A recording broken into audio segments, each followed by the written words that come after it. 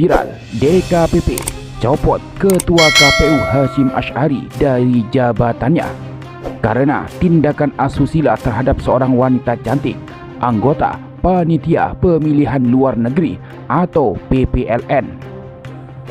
Ucapan Anies Baswedan terbukti. Becik ke titik, olo ke toro.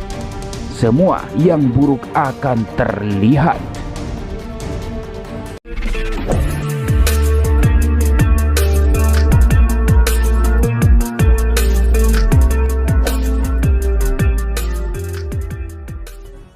Menjatuhkan sanksi pemberhentian tetap kepada Tradu Hasyim Asy'ari. Sungguh mengecewakan dan memalukan. Noda hitam dan kenakalan Ketua KPU Hasyim Asy'ari terbongkar. Hingga Dewan Kehormatan Penyelenggaraan Pemilu atau DKPP menjatuhkan sanksi pemberhentian tetap terhadap Ketua KPU Hasyim Asy'ari karena melanggar kode etik penyelenggara pemilu. Sanksi itu dijatuhkan karena Hasyim Asy'ari dianggap terbukti melakukan tindakan asusila terhadap seorang wanita cantik bernama Cindra Aditi Dejak Kinkin atau CAT yang merupakan anggota Panitia Pemilihan Luar Negeri PPLN Den Haag, Belanda. Berdasarkan fakta-fakta di persidangan terungkap bahwa Ketua KPU Hasyim Asy'ari menyalahgunakan jabatan lalu merayu dan memaksa CAT untuk berhubungan badan di hotel tempat Hasyim menginap di Belanda pada 3 Oktober tahun 2023 lalu. Dalam putusannya, Ketua DKPP Hedi Lugito menegaskan bahwa seluruh dalil aduan yang disampaikan oleh korban CAT terhadap Ketua KPU dikabulkan untuk seluruhnya. Menjatuhkan sanksi pemberhentian tetap kepada Tradu Hasyim Asy'ari selaku Ketua merangkap anggota Komisioner KPU terhitung sejak putusan ini dibacakan, ujar Hedi Lugito dalam sidang Rabu 3 Juli 2024. Dalam putusan lainnya, Hedi juga meminta Presiden Joko Widodo atau Jokowi untuk melaksanakan putusan DKPP paling lambat 7 hari sejak putusan dibacakan. Adapun dalam kasus pelanggaran etik ini, Hasyim dituduh menggunakan relasi kuasa untuk mendekati, membina hubungan romantis, dan berbuat asusila terhadap pengadu, termasuk di dalamnya menggunakan fasilitas jabatan sebagai Ketua KPU RI. Dengan terbongkarnya kasus asusila ini, menambah daftar pelanggaran etik yang pernah dilakukan oleh Hasyim Asy'ari sebagai Ketua KPU RI, dan juga membuktikan ucapan Anies Baswedan bahwa keburukannya akan terungkap.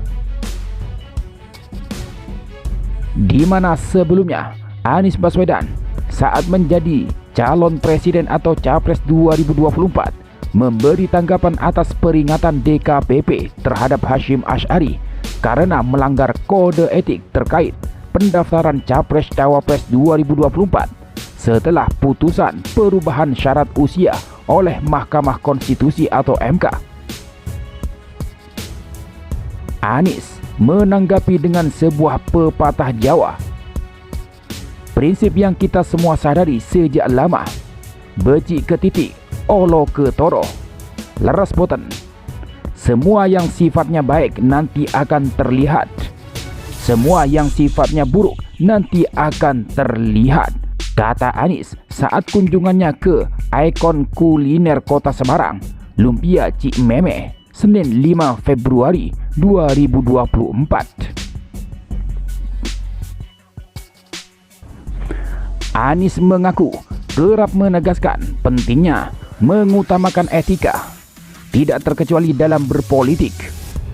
Untuk itu, dia mengapresiasi sikap DKPP karena memberi peringatan kepada pelanggaran yang terjadi selama tahapan pemilu. Kami berulang kali menyampaikan pentingnya menjaga etika dan jangan dianggap enteng.